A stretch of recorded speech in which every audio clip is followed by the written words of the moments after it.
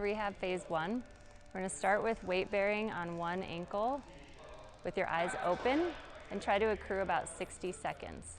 Once you can do that really easily, we're going to do the same thing with our eyes closed, not able to use the horizon for balance. Again, accrue 60 seconds.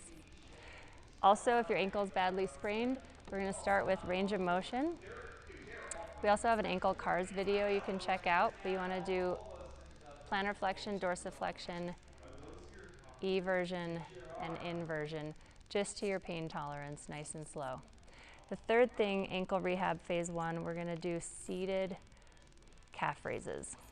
So we're not having to weight bear at all here, but we're able to get potentially flat on the ground and just raise our calves and get that nice squeeze in there.